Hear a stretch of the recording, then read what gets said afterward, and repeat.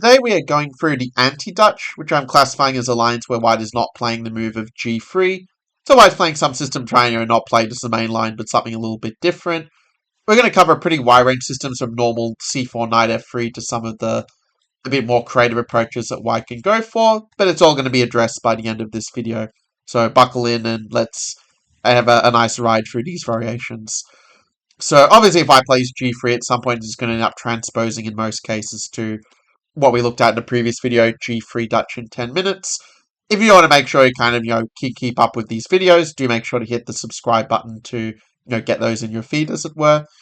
But yeah, after knight c3, it turns out that e6 is considered a little bit more reliable than g6. I'll sort of explain why in a moment, but basically, the idea is that after knight f3, we want to play the move of bishop b4, and it actually gives us a very respectable version of the Nimzo Indian, where we have this very strong grip over e4. Like in the Nimzo Indian, one of the ideas that often comes up is that you're going to sort of play the move bishop takes c3 and knight e4, and then f5, and kind of have this sort of Dutch-style position anyway, right? And so if you kind of take a sample continuation like this, you can kind of see that, basically we had a bit of a different move order, but we kind of got what we were after. Our pieces are all going to be on very good squares. We don't have any weaknesses, and it's just a very healthy middle game where we can compete against the opponent's bishop pair. And if they play something a little bit different, like queen b3, a little trick I want to share with you. It's not the only way to play as black, but it's kind of cool that you can even meet a3 with this a4 move is a trick people often fall for, where they can't really take the bishop, because then you just go knight c6, and the queen actually ends up getting trapped in this position. That's a little bit of a cool trick to know. And if you're enjoying the video so far, do make sure to hit that like button.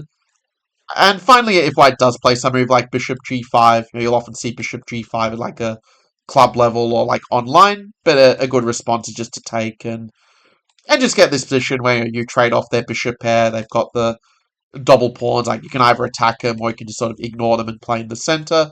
Regardless, it's going to be quite fine for black. And this sort of explains a little bit why I think knight f3, even though it's the most common move along with bishop g5, which we kind of meet in the same way, these sort of more natural and common moves are actually not, I think, the most critical moves from white's point of view, which does suggest that we kind of have a bit of a good practical weapon on our hands here. A lot of white's better moves are often going to be moves like either e3, where you kind of just try to steer it towards sort of Nimzo Indian type play, or where alternatively, like white plays a3 and just takes a whole tempo just to avoid the move bishop b4. But then you also have options like g6, where you can kind of steer towards a Leningrad Dutch, where a3 is just a little bit of a useless move for white. So there are ideas like that you can sort of use to make it work, along with something like bishop to e7, which, should be a bit better for white, but it is still a game of chess. And kind of the reason why g6 is not as appealing, in my opinion, white has a few different ideas, like, for example, one quite nice positional approach is play like b4 and, kind of go for this very nice expansion here. Now, this is an approach that does give white a little bit of an edge, but I think practically the most annoying is the move of h4 and just going for this attack. And yeah, if you're a computer, you'll sort of be able to, just defend this sort of position after the rook sack and, still be, and still be okay. Like you can play like fe4 and, sort of go for this and it can even end up in a repetition of moves if white wants. I don't object to anything better. But obviously it's quite scary to play with your king in the center this early in the game. And that's not mentioning it also moves like e4 are also quite promising for white. Again, if you're a computer, you can hold, but it's just a lot easier to attack with white in such positions. And if you try to avoid this with a move like d6, so you can try to transpose back to Leningrad, you do run into some problems with bishop to g5, and the setup either with queen c2 and going e4 in the center, or even just playing e3 directly, knight is really not ideal on d7. It just gives white a sort of improved version of a kind of normal Leningrad like we saw in the previous part, where white's piece is just more harmoniously placed. And that's the overall overview of knight c3, where I think e6 is probably objectively the best move, but the choice ultimately is up to you. Now, what if they play something a little different, like knight to f3? There's sort of two main ideas that white can go for here. Because if white goes e3 or g3, they're probably playing c4 and transposing anyway, but if they play the London system with bishop f4, as we're going to kind of see, I think the London works better without the knight on f3 when black plays the Leningrad setup. So against the London with knight f3, We're not going to have like the H4, H5 ideas that we're going to see a bit later on in the video, but instead White will be playing it a lot more strategically, and that'll kind of buy us the time we need to get our counterplay in the center, like one of the big Leningrad Dutch experts, Hikaru Nakamura. I remember he had this nice game where he just went knight e4, e5, and just had a really nice central position. Again, it kind of feels a bit like a more active version of a King's Indian defense, which, obviously we're quite happy with, given the Leningrad Dutch and King's Indian are very sort of related openings in that respect. Now, what if White plays a move like Bishop g5, just trying to avoid g6, because we don't really want to double the pawns if we can help it?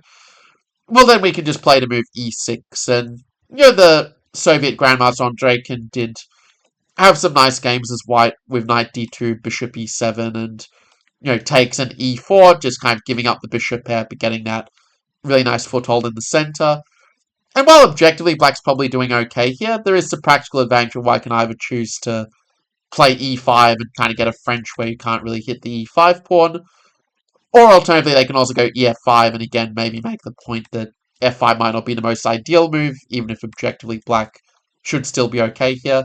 But practically it can be a little bit unpleasant, so it is worth mentioning you can also play d5 and play a Stonewall that probably objectively is not as good, but if you really hate to allow e4, it is a way to avoid it at some cost.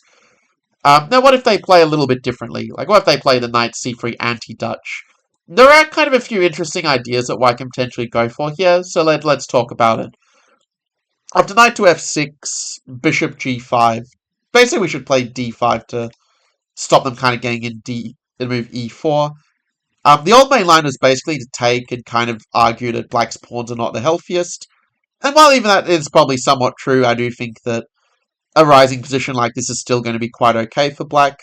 Whether you go for like a knight c6 move order here, or whether you kind of go for this move order instead, it doesn't really matter too much. Like, obviously White can choose between different subs, but like you have this idea of knight b4 to kind of go after their bishop and negate the pressure that way. And if they do take time for a3, you can kind of just castle, like play solo with g6 or dynamic with g5, which is probably what I'd recommend, and it just gives you a very healthy position as Black in that case. But anyway, either the choice is yours in terms of what position you want to go for there. A move like e3 maybe is a little bit more critical. One plan that can be a little bit annoying from a practical point of view is, let's say you have bishop e7, and let's say you just develop very automatically, so like castles knight e4, for instance. Well, first of all, we're trading off the light dark squared bishops when we have like the Stonewall structure. But also with a move like knight e2, White can play c4 and fight for this very small but somewhat durable positional advantage. Again, the computer doesn't think much of it, but it can be a little bit annoying to deal with. So some Dutch players have played this knight d7 move order, kind of trying to either go c4 or sort of take back with the knight to thwart this knight e2 plan. It's one I do quite like a lot, and I think you can explore it in your own time. It's also worth pointing out that Jabava London is a little bit tricky here, that something like g6, h4 is actually very, very good for White, and something you really need to avoid as Black. So you can play e6, but there is this tricky gambit at g4, which you probably should know what you're doing in order to really complete your repertoire. There are different ideas to sack back the pawn and be okay, but White does maybe have a little something to work with in these lines. And note also, if you do play d5, that also kind of has its own problems that, here White can again just go for this plan of like takes, knight e2, c4, and kind of argue they do have a small advantage to work with. So if you want to avoid sort of letting Black choose whether to play Leningrad, Stonewall, or the Ilyin Genevsky, and you just want to pick your kind of position, knight c3 can be a bit of a good choice there. Now, I haven't really left enough time to do justice to the other systems, but bishop g5 is a move that can have some tricky ideas to it. Though I do think even this sort of version where they do kind of get in their little trick, even this I think is still going to be okay for Black. Like, you can sort of just basically develop your queen side and you'll have a very solid position there, where White only has really a small advantage. But there is also an approach of g6, which also has a reasonable reputation, even if the Indians give White a little bit of a small edge in some of the lines though, you do have ways to kind of hit back in the center and kind of make it work. Against the Staunton Gambit, you kind of have a few good choices, but basically the main line historically is kind of go knight c6 and just sort of move the knight back to try to get rid of their bishop at some point. And the Indians also kind of like the move g6, where you can also play in Leningrad style and give back the pawn or, play d5 to hang on to it later. And finally, I think bishop f4 is probably one of the more annoying systems and maybe would be my little tip for white. Because I do think white has a little bit of a small edge in these lines. Certainly, this h4 is, again, something that, as I mentioned more than once before, is something we really want to avoid this kind of attack. You can play d6 and then e6 to try to avoid it, but I do think white still gets some good attacking chances. So if you want something a bit more solid, your choice would be probably e6 and just going for this kind of Fianchetto setup where, there are some ideas that where you could go knight e4 and try to attack on the king side.